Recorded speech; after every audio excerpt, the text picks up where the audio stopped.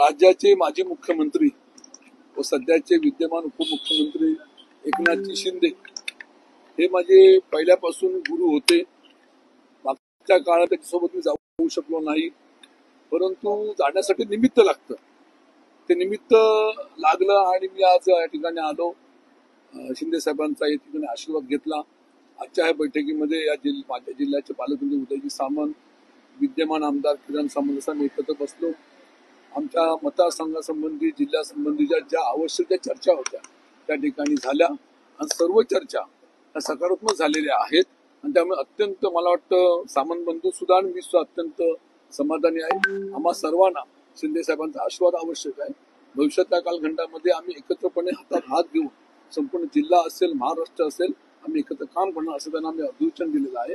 आणि उद्या सर्वांच्या उपस्थितीमध्ये माझा पक्षप्रवेश होईल त्याबद्दल मी अत्यंत समाधानी. विनायक राऊत म्हणाले उद्या बोलणार ते उद्या. विनायक राऊत एका मी फक्त शिंदे साहेबांना भेटायला आलो होतो. त्यांचे आशीर्वाद घेतलेले आहेत. सामंत बंधू माझ्या समोर होते. चर्चा एकदम सकारात्मक झालेली आहे. राजन साहेबांना कुठं मान सन्मान द्यायचा, कसं द्यायचं हे सर्व जबाबदारी शिंदे साहेबांनी घेतलेली आहे. अजिबात काळजी करू नका. जे काय बोलायचं आहे त्यामुळे उद्या बोलू.